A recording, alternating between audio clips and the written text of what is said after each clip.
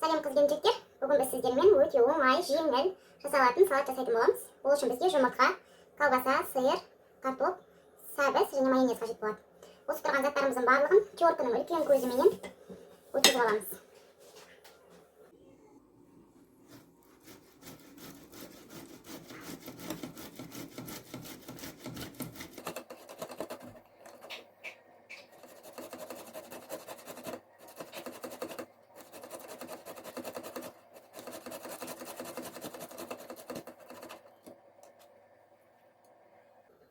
Дәл осылай картоплымызды теркіден өткіземіз.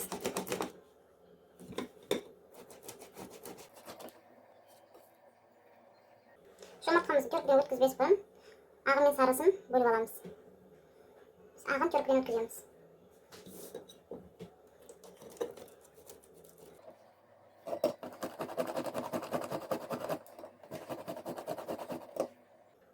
Сиырымызды теркінің ең кішкентай көзінен өткіземіз.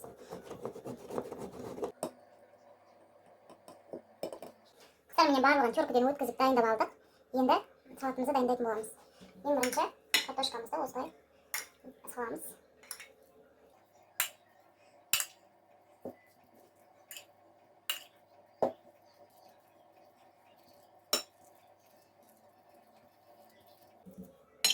Осылай дөңгелек пішінге келтіріп аламыз. Етімізді жапшамыз.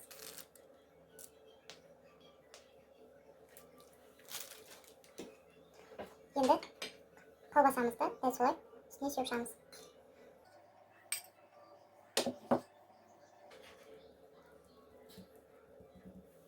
Дәл осылай тағы да үстінен майонезімізді жағып шығамыз.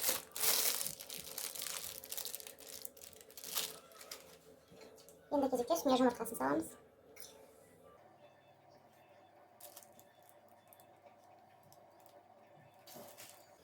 Енді дәл солай тағы да сәбізімізді салып жайып шығамыз.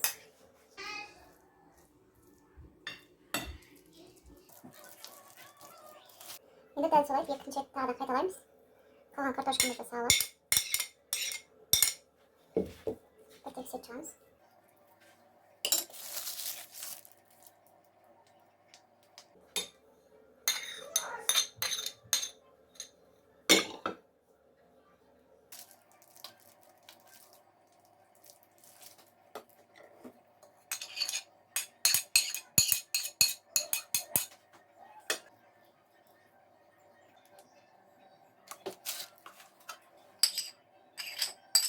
Енді сырымызды салып бір тексеріп осылай жайып шығамыз.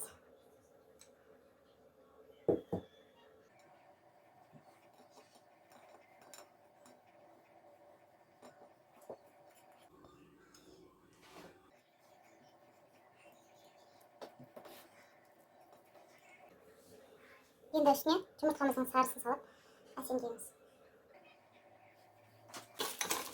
Енді майонезімізді құйып әсемдеп шығамыз.